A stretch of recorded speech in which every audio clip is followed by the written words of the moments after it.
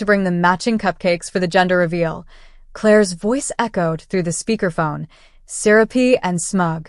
I was at my workbench, dressed in a paint-stained hoodie, assembling handmade jewelry orders, when I overheard the laughter. The line hadn't disconnected. "She's not invited, right?" My sister giggled. "No, honey. Of course not," my mother replied smoothly. "She'd just make it awkward." Then another voice chimed in. "Aunt Valerie." Frankly, I'm relieved. I don't want her brooding in a corner like last time. I mean, my mom added with a cold chuckle, when was the last time Ava showed up without looking like she just crawled out of a garage sale? My fingers froze over the clasp I was twisting. I blinked hard, willing myself not to cry. They didn't know I was still on the call. I didn't hang up. I didn't speak. I just stared blankly at the little amethyst pendant in my palm, its sparkle blurring with the heat in my eyes. Before we begin, drop a comment and tell us what would you do in this situation? Be honest, tell me in the comments below. We read every comment. Let's begin. My name is Ava Morgan, 29, graphic designer by training, Etsy artist by necessity, and apparently family embarrassment by default. That night, I didn't sleep.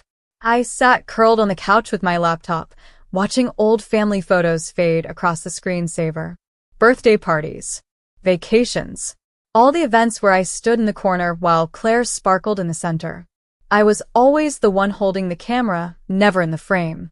When my father passed away 2 years ago, he left me a letter and a key. Nothing else.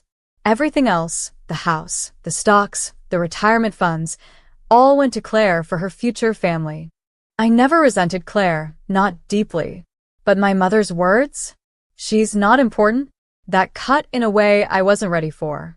At 3:42 a.m., I opened my email and stared at a draft I'd never finished.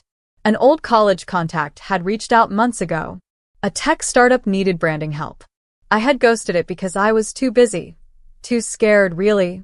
I clicked reply and wrote just 3 words. Still need help. 3 months earlier, I had taken the job. Not just taken it, I nailed it. They were based in Austin. I flew down for 2 weeks. The CEO, Parker Sullivan, a 36-year-old tech visionary with a reputation for blunt honesty and rare loyalty, had looked over my designs and said, This feels like $1 million rebrand."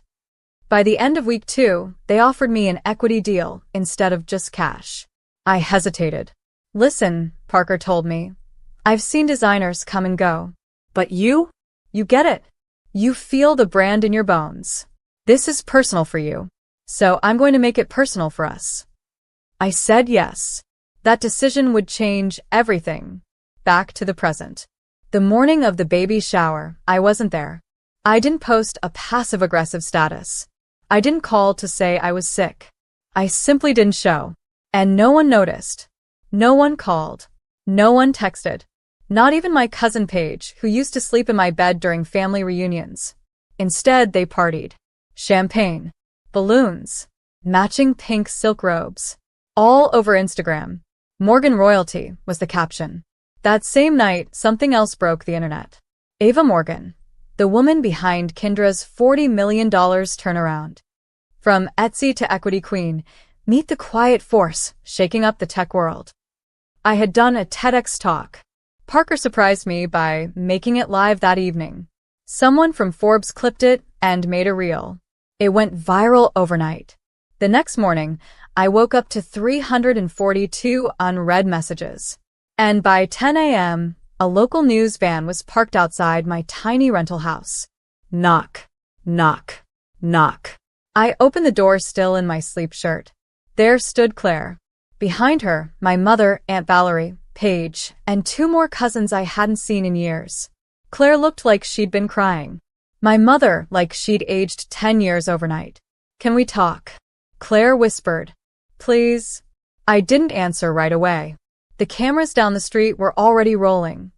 I could hear the buzzing of the drone above.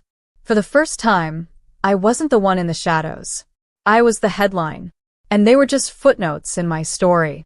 The air was thick with tension as I stood in the doorway, watching their faces shift between embarrassment, regret, and something else. Panic. Claire's voice trembled. Ava, we didn't know. No one told us you were doing all this. I leaned against the doorframe, arms crossed. You didn't ask. Mom reached forward, her lips tight. We didn't mean to hurt you, sweetheart. Didn't you? I asked quietly, not raising my voice. You told people I'd make it awkward. You all laughed. Claire wiped her eyes, mascara smudged. That was just talk. You know how Mom is. She didn't mean anything by it. But she did. And they all knew it. My phone buzzed again. CNN was running a follow-up. Then came the New York Times. Then a request from CBS to do a morning interview. My inbox was a storm I couldn't keep up with. Aunt Valerie tried to peek behind me, as if expecting some mansion or personal assistant to appear from the shadows. You still live here? For now, I said, expression unreadable. Claire stepped closer. Can we come in? I didn't move. Why? So we can fix this. Say sorry. Make things right, she rushed out. I paused. You didn't want me at your shower. That was before we knew. Before you knew what? I asked. That I mattered? That I wasn't a walking shame stamp on your curated life. No one spoke. My neighbor, Mr. Caldwell, walked by with his retriever and waved. Congrats again, Ava. The missus says your TEDx was incredible. I waved back with a small smile. The silence on my porch was deafening. Claire finally said it. We need your help. Of course. There it was. Not just regret. Not just guilt. Need. Mom looked like she was trying to swallow a rock. Your sister's husband. He just lost his job. And the baby's due in a few months. They're panicking. I raised my eyebrows. So, I should do what exactly? Help us get in touch with those investors, Claire pleaded. Maybe Parker. Or your team. Alone. Anything. You think I'm a bank? No, Mom said sharply. But you owe us a little decency. I laughed.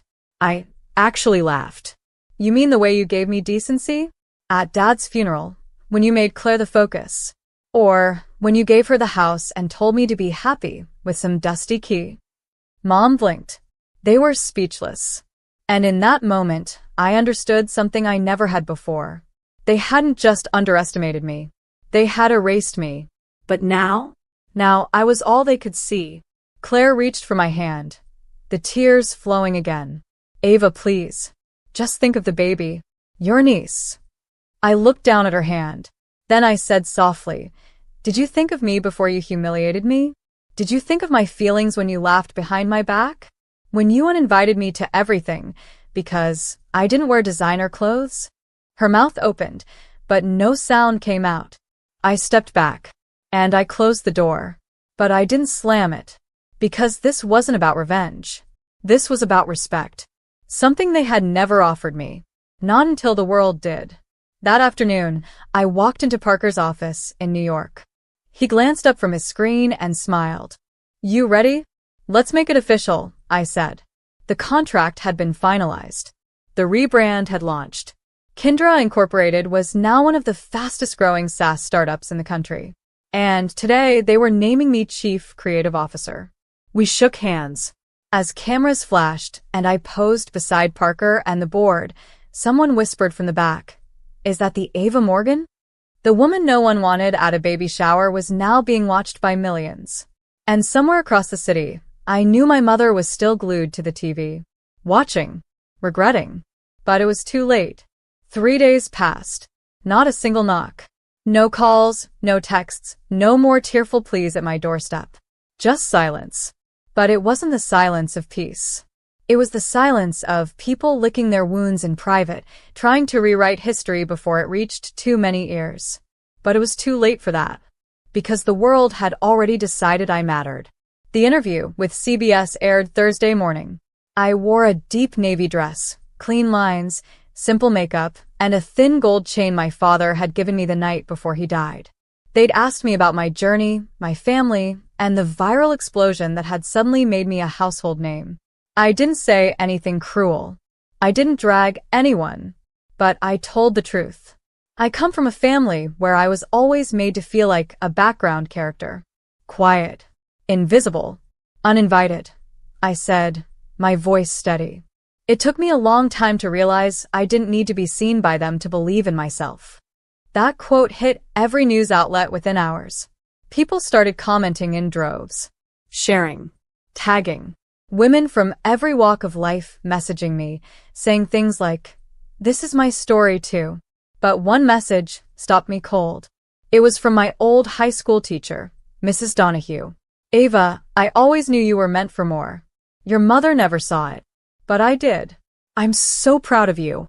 R. Donahue." I broke down reading it. Quietly. Alone. In the dark. The kind of cry that doesn't need noise. Just release. Because she had seen me. And now, finally, I saw myself. Parker called that night. "You sure you're okay? We can hold off the next press run, if you want some time." "No," I said. "Let's ride this wave. But I do want to make one stop before the next round." He didn't even ask where. He trusted me. The next morning, I drove back to my hometown for the first time in over a year, and pulled up in front of the country club where Claire's post-shower celebration brunch was happening. I wasn't invited, of course. But this time, I wasn't coming to sit quietly in the back. I walked in through the front doors. All heads turned. Some jaws literally dropped. Claire was seated at the center table, flanked by pastel gifts and a giant cake that said, "Mommy to be." She turned pale. Ava. I smiled, just stopping by. The room buzzed with whispers. My mother stood quickly. "Ava, sweetheart, we didn't expect." "I know," I said. "You didn't expect me at the shower, or the brunch, or at any point in your idea of what success looks like." Aunt Valerie spilled her mimosa, trying to stand. "Well, this is unexpected." Claire looked frozen. Her hands clutched her belly like a shield. I stepped forward, calm, collected. I handed Claire a small, neatly wrapped box. She looked down at it, confused. "It's for the baby," I said softly. Inside was a check. For $1 million. Claire gasped. "Wah, Ava, I can't." "You can," I said. "And you will." "Because I don't hold grudges, Claire. I outgrow them." I turned to leave. But just before I reached the door, I paused. And without looking back, I said, "Next time you decide who's important, don't wait for the world to tell you. Look around your own table." Then I left. And I didn't look back. I was already on the highway when my phone rang. Claire. I didn't answer. She called again. And again. Finally, she texted. "Ava, please. I'm sorry." "That wasn't about the money. You didn't have to do that. I never thought you'd ever want anything to do with me again." She was right. I hadn't. But something in me, maybe the piece of me that still remembered braiding her hair when we were little or carrying her home when she twisted her ankle in 6th grade, hadn't shut all the way. Still, I didn't reply. I wasn't doing this for her redemption. I was doing it for mine. I parked my car in front of a quiet cafe, the one Dad used to take me to when I was younger. The one Mom always called a waste of time. I ordered black coffee and pulled out my sketch pad.